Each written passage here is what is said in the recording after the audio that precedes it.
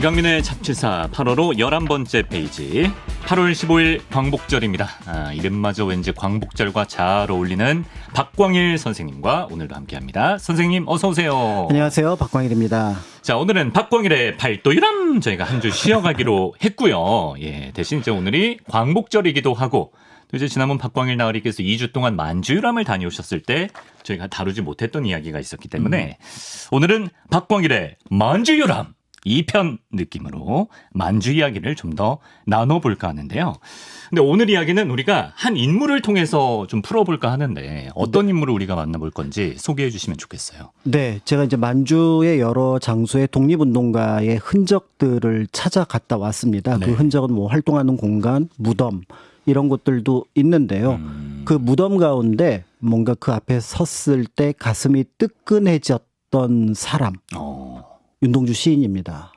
동주. 예, 그래서 만주 용정에 가면은 윤동주 시인 무덤이 있고 그 바로 옆으로 또 이제 영화 속에서 많이 알려지기도 했던 사촌이기도 했던 송몽규의 무덤도 같이 있었는데 네.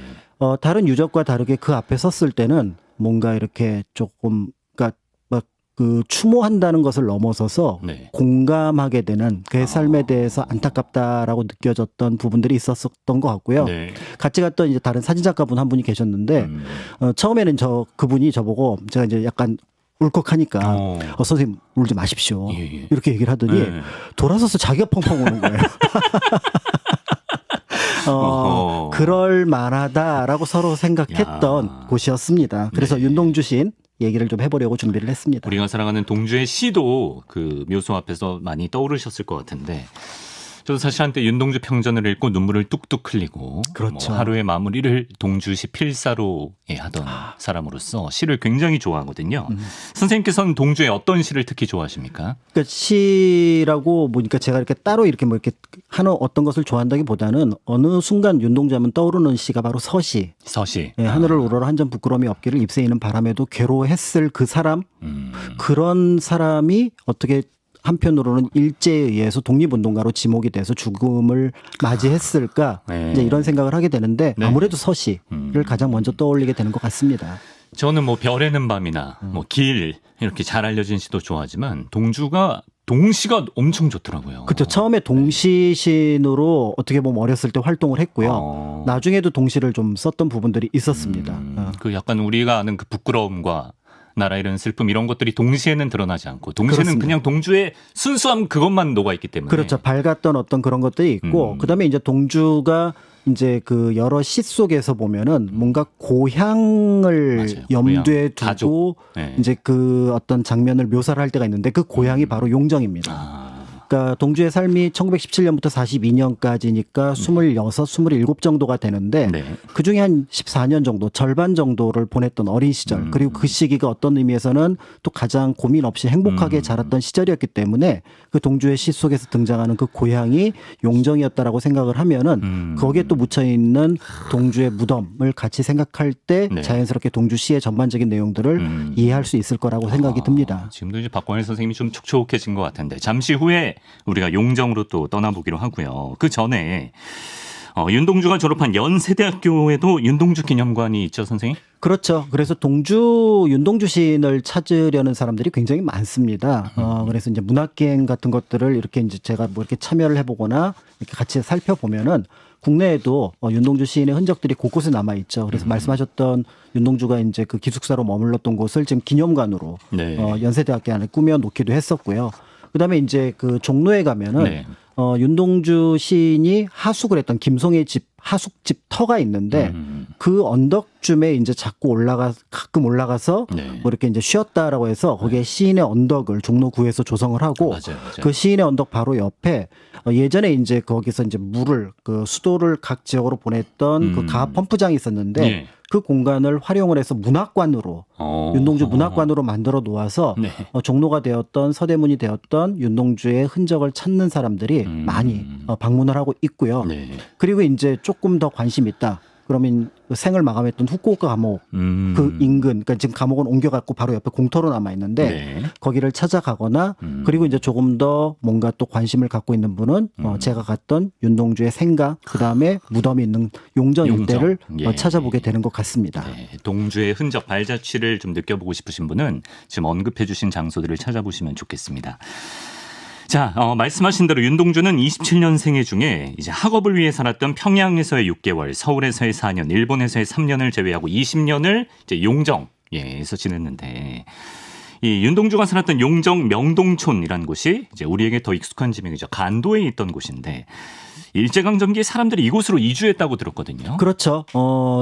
제가 이제 그 독립운동 지난번에 이제 만주 관련된 얘기를 했을 때 압록강 넘으면 서간도, 두만강 넘으면 북간도. 맞아요. 이렇게 얘기를 했었는데 그 북간도를 가장 대표하는 지역이 용정이 되고 용정은 좀 번화한 큰 도시라고 보시면 될 것 같습니다. 네. 지금은 조금 더 번화한 것이 당시 국자가라고 불렀던 연길 일대가 되는데 언덕 하나, 그러니까 계곡 어떻게 보면은 산 하나를 두고 이제 두 도시가 있고 네. 거기서 약간 떨어진 곳에 지금은 한적해진 명동촌이 있습니다. 이 명동촌 일대 이제 처음에 김야견 선생을 포함해서 내 가족 한 140여 명 정도가 자리를 잡았는데 네. 윤동주 가문도 이쪽으로 이사를 하게 되면서 네. 명동촌 일대에서 이제 어떻게 보면 어린 시절을 네. 보내게 됐고요. 독립운동가 김야견 선생 그렇습니다. 사진도 유튜브에 띄워드렸습니다. 그런데 이제 김야견 선생이 이 명동촌을 꾸밀 때 가장 중요하게 생각했던 게 네.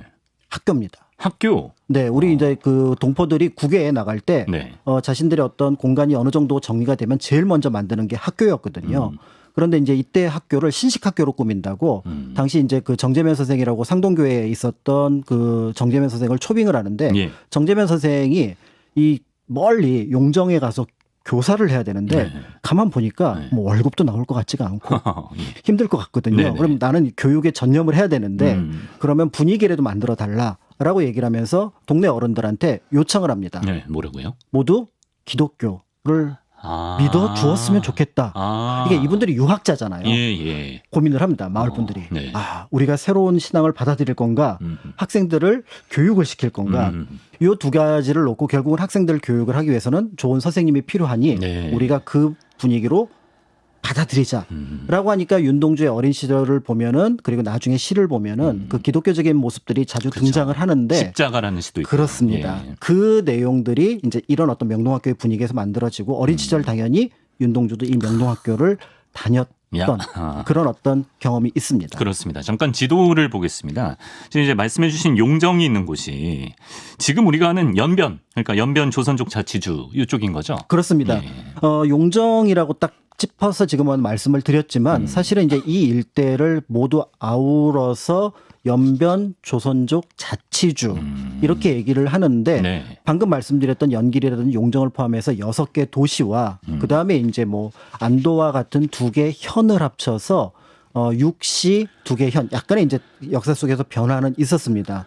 근데 제가 그 자료를 찾아보니까 이 8개 그 시와 그다음에 현의 전체 넓이가 43,000제곱킬로미터. 그 정도면 남한의 43% 남한의 43% 정도가 됩니다. 야. 그러니까 굉장히 규모가 크다라고 볼 수가 있고 예. 이 연변 조선족 자치회의 중심이 이제 연길이 되는데 연길공항에 딱 도착을 하면은 중국인데 네.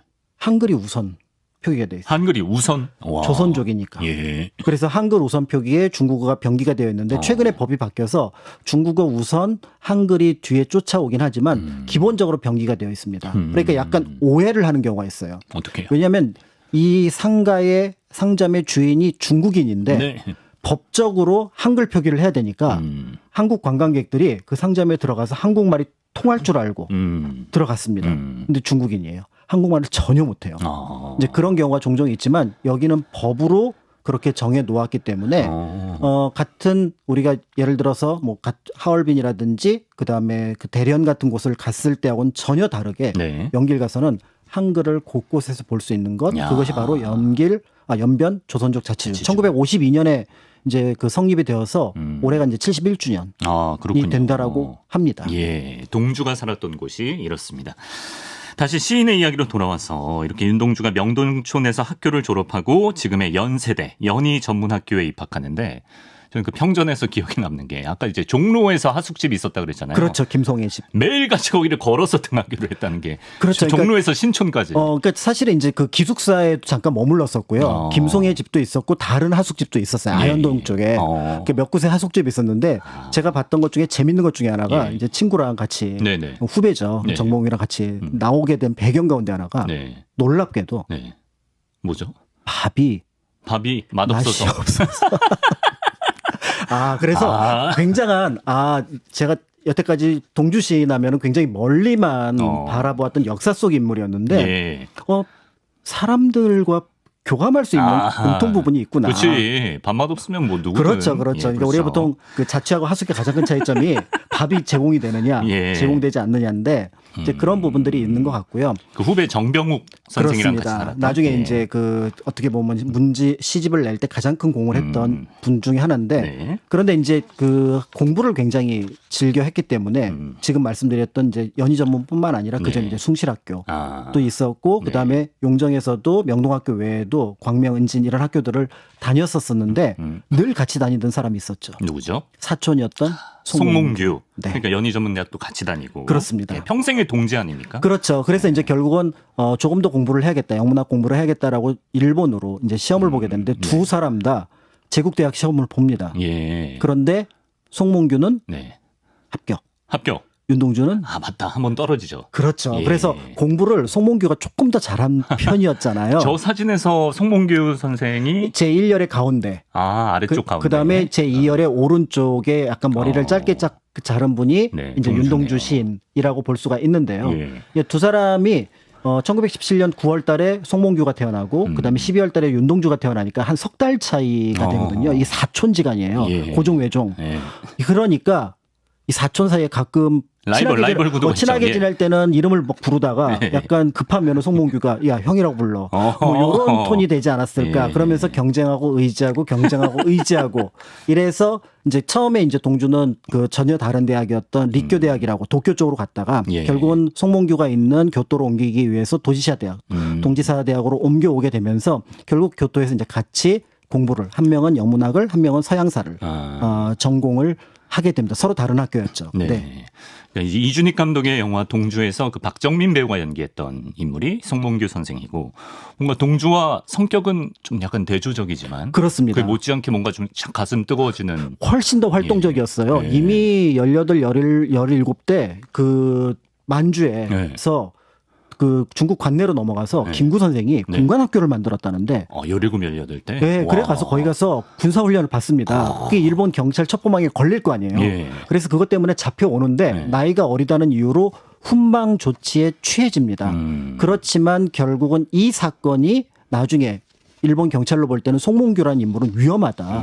거기다가 교토 제국대학 당시에 한국 학생으로서 거의 들어갈 수가 없는 학교였거든요. 네네. 근데 워낙 공부를 잘해서 들어가긴 했지만 계속 감시를 하고 있었다고 보여지고요. 우리가 알고 있는 윤동주 시인이 살았을 때 문단에 등단한 적이 없나요? 없습니다. 없어요. 그런데 송몽규는 등단했습니다. 송몽규가 오히려 꽁트로. 꽁트? 네. 야, 그래서 그럼- 이제 숟가락, 당시 이제 술가락이라는 표현을 썼는데 예. 그러면서 오히려 문단에도 먼저 등단을 했던 게 송몽규라는 점에서 네. 그러니까 동주가 볼 때 저 형 쟤는 뭐지? 이런 어떤 느낌을 재능이 가지고 남다르네. 예. 그러니까 이제 둘이 같이 다니면서 그렇고 어떻게 보면 이제 송몽규가 좀 더 활달했지만 동주는 네. 조금 더 내성적이었던 어떤 두 사람의 조화가 잘 어울리지 않았을까 이런 생각이 듭니다. 그렇습니다. 동주는 말씀하신 대로 살아생전에 이제 등단을 하지 못했고요. 이제 시인이 죽은 이후에 우리에게 잘 알려진 하늘과 바람과 별과 시, 이 주옥 같은 시집이 세상에 알려지게 됩니다. 시를 좀 저보고 읊으라고 하네요. 뭐 자화상 중 일부, 그리고 한 사나이가 있습니다. 어쩐지 그 사나이가 미워져 돌아갑니다. 돌아가다 생각하니 그 사나이가 가엾어집니다. 도로가 들여다보니 사나이는 그대로 있습니다. 또 별에는 밤, 별 하나의 추억과 별 하나의 사랑과 별 하나의 쓸쓸함과 별 하나의 동경과 별 하나의 시와 별 하나의 어머니 이 부분도 너무 유명하고요. 길이라는 시에 뭐 내가 사는 것은 다만 잃은 것을 찾는 까닭입니다. 이런 부분. 또 서시 너무 죽는 날까지 하늘 우러러 한 점 부끄러움이 없기를 잎새이는 바람에도 나는 괴로워했다. 자, 이런 주옥 같은 시들이 담겨있는 윤동주의 시집이 이제 원래는 동주가 그 재학 당시에 틈틈이 썼던 시들 가운데 19편을 골라서 졸업 전에 시집을 내려다가 그렇습니다. 일제의 탄압을 걱정하는 주위의 만류를 출판하지 못했다고 하는데 이 시집에 그럼 어떻게 세상에 빛을 볼 수 있었던 건지. 그렇죠. 그러니까 처음에 아마 세 부를 만들었다고 알려져 있죠. 그래서 한 부는 본인이 가지고 있었고, 그다음에 한 부는 이제 그 은사였던 이양하 교수한테 드렸고, 한 부는 이제 후배였던 정병욱한테. 하숙집. 그렇습니다. 예, 밥맛 없어서 같이 나왔던. 같이 나왔던. 예. 그런데 결국 이 정병욱 선생이 나중에 굉장히 귀하게 고향집 광양에다가 그거를 보관함으로써 이제 세상에 이제 드러나게 됐고, 이제 나중에 이제 정지용 시인이 그때 경향신문에 있을 때 이 시집을 발간하는데 큰 역할을 하게 되면서 주변에 또 다른 어떤 동기 선배들의 도움으로 몇 편의 시를 더 찾아내서 이제 시집을 우리가 알고 있는 첫 번째 시집을 발간을 하게 되는데 문학 평론가들은 조금 아쉬워하는 부분 중에 하나가 일본에 가서 쓴 시가 거의 없는 거예요. 하긴 그러니까 그때도 많이 쓰셨을 텐데. 썼을 텐데 그게 전부 다 없어진 거라고 볼 수가 있고요. 그나마 어쨌든 이 시집 덕분에 우리는 어떤 근대 역사에 있어서 또 근대 문학에 있어서 중요한 어떻게 보면 북의 소월, 그다음에 이제 동주 이런 어떤 인물들을 기억할 수 있지 않을까. 더불어서 그 시대의 정서 그리고 또 한 어떻게 보면은 지식인이 가지고 있었던 어떤 생각들. 그러니까 일본으로 유학을 하려면 창씨 개명을 해야 되는데 그렇죠. 그게 너무 부끄러운 거예요. 네, 그러니까 이제 그 부끄러움에 대한 얘기를 시로 표현을 하기도 했고. 참회록. 그렇습니다. 그다음에 이제 그 도쿄에 도착을 해서 여기서 이제 비를 맞고 쭉쭉쭉 이제 떨어지는 비를 보니까 너무 처량한 거죠. 여기 육첩방. 그런데 남의 나라예요. 그쵸. 왜냐하면 1941년 2년에 조선 사람은 공식적으로 일본인이었습니다. 그런데 동주는 단 한 번도 자신이 일본인이라고 생각을 해본 적이 없으니까 도쿄는 남의 나라죠. 그러니까 이런 어떤 정서들을 통해서 우리가 당대의 어떤 사람들의 생각들을 조금은 짐작해 볼 수 있다는 점 굉장히 의미가 깊다라고 볼 수가 있죠. 그렇습니다. 그 부끄러움, 자책과 반성의 정서가 담긴 참회록이라는 명시가 이제 히라누마 도추로 개명한 동주가 창씨 개명 신청서를 내기 불과 닷새 전에 지은 시라고 합니다.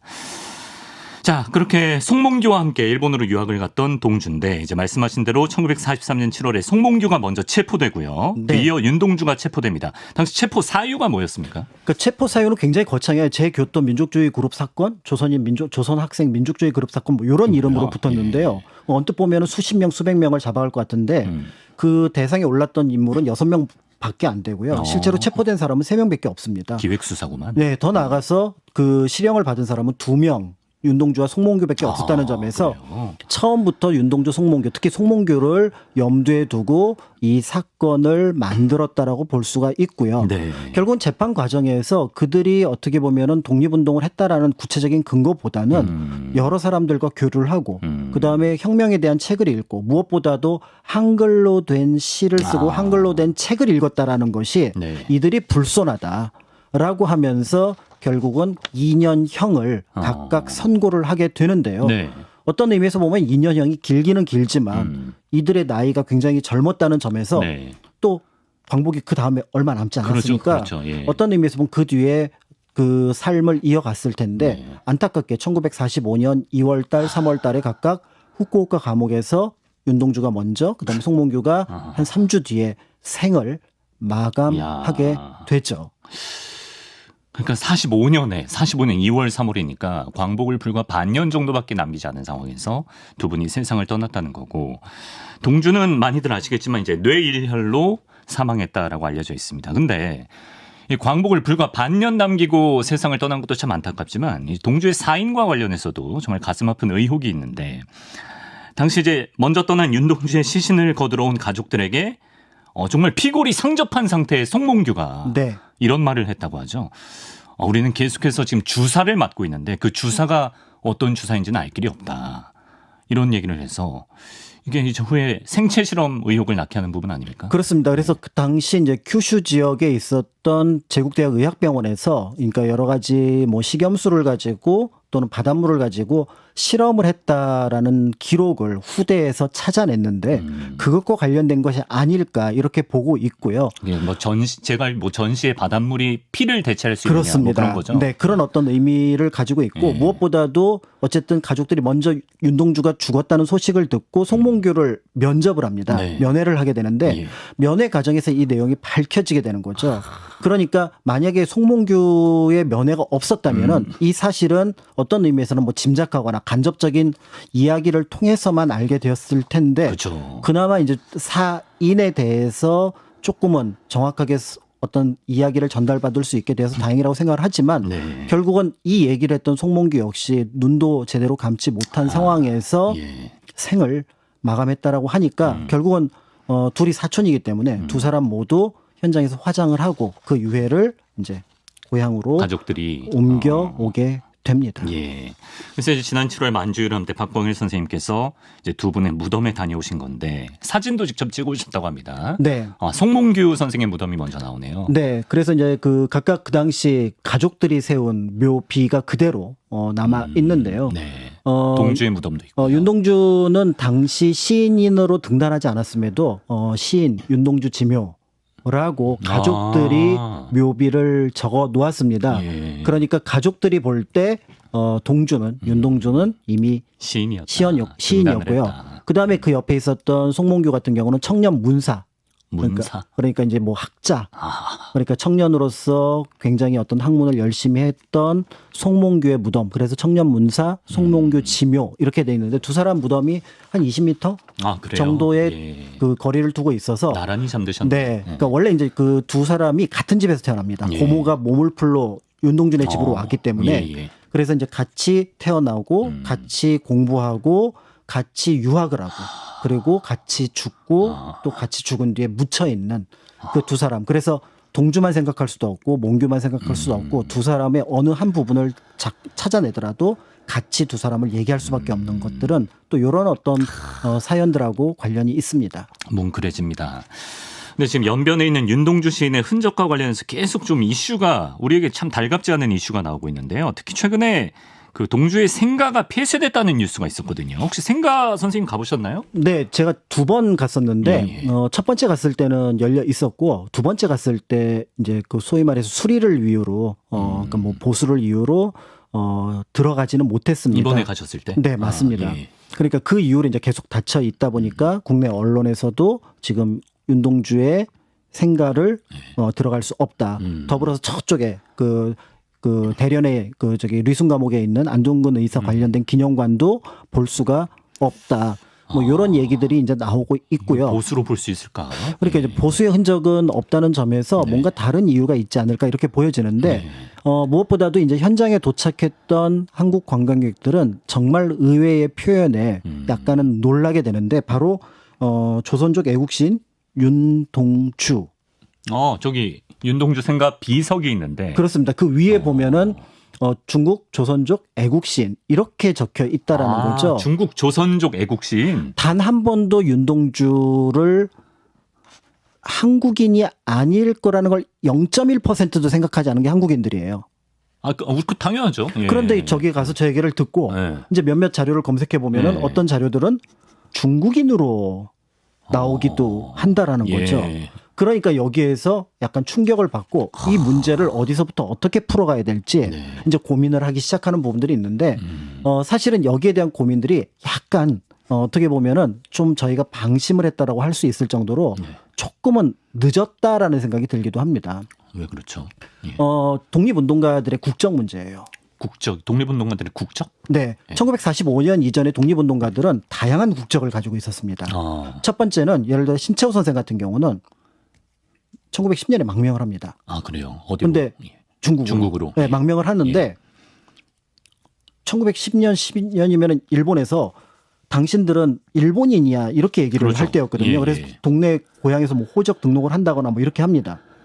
안 합니다. 그래서 나는 그냥 무국적으로 살 거야. 나라가 독립이 되면 나는 한국인이지. 그럴 수가 있구나. 내가 어떻게 일본인이 되느냐. 그렇죠. 라고 얘기를 하면서 일본의 국적을 받아들이고 더불어서 다른 나라에 다닐 때도 한국인이라고 얘기를 하는데 문서상에는 국적이 없습니다. 무국적자가 되는 그렇죠. 거고요. 예. 그다음에 이제 두 번째는 여러 독립운동가, 특히 이제 중국이라든지 연해주에서 활동했던 독립운동가들은 현장의 상황에 따라서 뭐 행정이라든지 법령이라든지 또 때에 따라서는 외국으로 가기 위해서 중국 국적을 취득하기도 하고 네. 러시아 국적을 취득하기도 합니다. 네. 그러니까 이 과정인데 그럼 이제 1945년 광복이 됐고 48년 대한민국 정부가 수립이 됐습니다. 네. 그러면 여기에 따라서 헌법에 보면은 헌법의 2조에 보면은 대한민국 국민은 법률로서 그 신분을 정한다라고 적혀 있어요. 네네. 그러면 이제 거기에 따른 국적법이 1948년에 만들어졌거든요. 네. 그런데 우리나라 국적법이 기본적으로 속인주의, 속인주의. 혈통주의입니다. 그렇죠. 예. 그런데 여기에 대한민국 국적을 그 정하는 가장 중요한 게 뭐냐면 어머니나 아버지 둘 중에 하나 아니면 두 명 다 한국인이어야 되는데 예, 그렇죠. 예. 독립운동가들이 그 앞에 상황을 증명하려면 호적이 필요해요. 예. 일제강점기에 만든 호적이. 네. 근데 이 호적을 거부한 분들이라는 거죠. 그렇죠. 아, 그런 문제가 있군요. 그러니까 이분들을 모호하게 그래도 한국인이지. 당신은 이렇게 넘어갔습니다. 그거는 뭐 당연히 우리가 그분들을 국적을 드리지 않았다고 해서 그분들이 한국인이 아닌 건 아니죠. 네. 그냥 다만 법령상으로 확정하지 못했고 굳이 그럴 필요를 느끼지 못했던 그때는 못 느꼈는데. 네. 그리고 이제 1962년부터 독립유공자들을 인정을 하게 되는데 네. 여기서도 국적을 살짝 놓쳤습니다. 그러다가 이제 지금 저런 문제가 생긴 거죠. 그때 좀 빨리 문서화, 좀 그렇죠. 공식화 했었어야 되는데. 그러다 보니까 이제 그 독립운동가 자신도 문제지만 그 가족들이 문제가 생기는 거예요. 그러네요. 왜냐하면 호적이 없으면 국적을 못 만들지만 한편으로는 가족관계 등록을 못 만들어서 아들이 아버지를 표현을 못 합니다. 그러니까 이런 어떤 문제들이 1912년 이전에 망명하거나 그 이전에 외국으로 간 분들이 들어와서 어떤 후손들이 그거를 주장하지 않는다면은 네. 이 국적이 만들어지지 못하니까 결국 후손이 없는 분들 중심으로 국적이 그 나라로 남아있거나 상실되거나 그러네요. 무국적이거나 예. 이 상태로 남아있던 거죠. 그러니까 이제 여기에 대해서 문제 제기를 하면서 이거는 좀 곤란하다 싶어가지고 2009년부터 독립유공자법을 만들어서 네. 그렇다면 국가에서 이분들을 호적을 부여를 하고 그 호적을 하면은 뭐 지역 그 지명을 이제 주소를 주잖아요. 네. 그러니까 주소를 독립기념관으로 하든 대한민국 임시정부로 하든 천안 독립기념관 그렇죠. 주소를 예를 들어 황기안 지사 같은 경우는 예. 그 독립 대한민국 임시정부 기념관 네. 주소를 부여를 하고 이런 방식으로 하는 것이 2009년부터 시작이 돼서 네. 60명, 뭐 64명, 그다음에 160 몇 명 이런 식으로 진행이 돼 왔습니다. 그래서 네. 윤동주 시인이 국적을 공식적으로 한국에서 부여한 게 네. 2022년입니다. 작년이에요? 작년입니다. 공식 국적을 부여받은 게 작년이에요. 우리 민족 시인인데. 송몽규 선생하고 같이. 그러니까 근데 저 아까 말씀드렸던 저 표석은 네. 2012년에 세웠어요. 쟤네가 빨랐네요. 그러니까 중국에서 빨랐고 당시에 볼 때는 윤동주 시인의 국적을 그냥 자신들이 그냥 임의로 부여를 한 겁니다. 낚아챈 거예요. 예. 그렇죠. 그리고 이제 고향이 용정이라는 것들 이런 것들 했는데 사실은 앞에서 연변 조선족 자치주가 1952년에 수립했는데 네. 이 조선족은 한국 민족을 가리키는 게 아니라 중국 법률 용어입니다.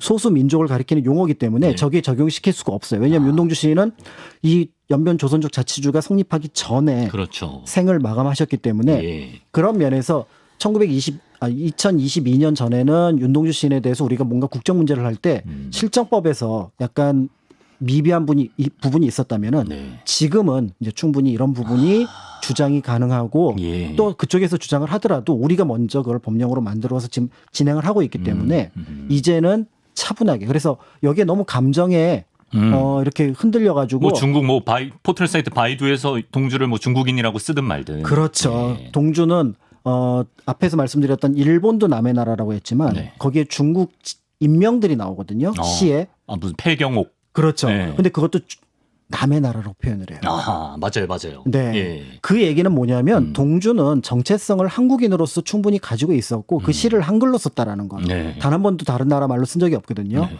그렇기 때문에 우리가 감정적으로 대응을 하기보다는 논리를 가지고 봐라. 이렇고 그리고 우리가 국적법까지 미비했지만 그게 그들을 그전에 국적을 주지 않아서 한국 사람이 아닌 건 아니지만 네. 그래도 법으로 정리하는 과정들을 거쳐서 네. 2009년부터 이런 과정들을 거쳐왔으니까 거기에 대해서는 당신들의 주장은 네. 부당하다라고 조금은 논리적으로 접근하는 것이 감정적으로 이렇게 서명하고 이런 것들 그거는 이제 이런 저 같은 사람들 굉장히 이런 거 보면 열받거든요. 네, 그래서 예. 근거를 가지고 해야지 화가 난다고 모든 일이 해결되지는 아하. 않거든요. 화를 낸다고. 그렇습니다. 그러니까 화가 날 때는 그럼 그 원인부터 살펴서 과정을 살펴보고 해결 방법까지 염두에 두고 그렇게 움직이는 것이 적절하지 않을까. 누가 뭐래도 동주가 한글로 쓴 시에 동주는 한국인이라는 게 드러나 있다는 겁니다.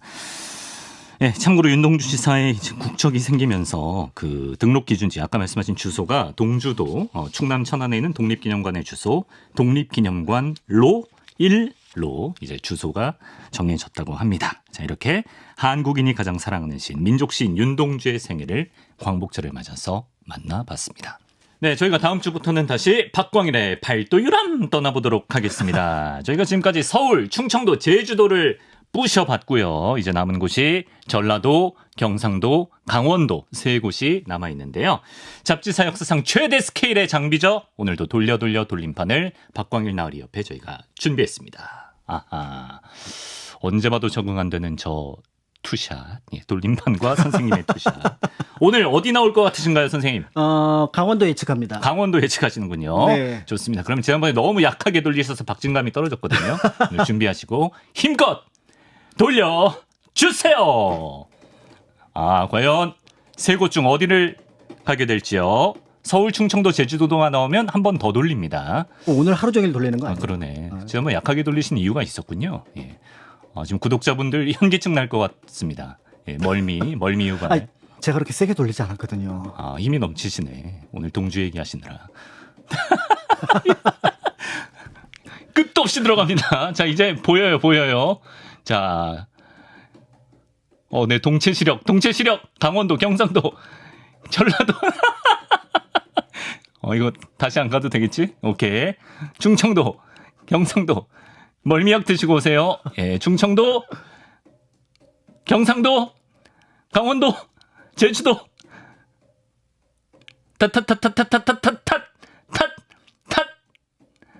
전라도, 제주도, 충청도, 제주도 어딜까? 잠깐만. 오케이. 여기까지 왔으니까 무편집으로 가, 무편집. 경상도.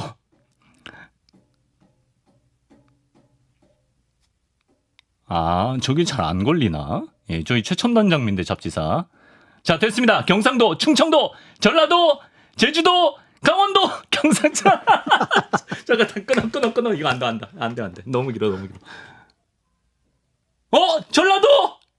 전라도, 제주도, 강원도. 안 걸려. 이거 안 걸려. 예, 편집. 강원도! 잠깐만요.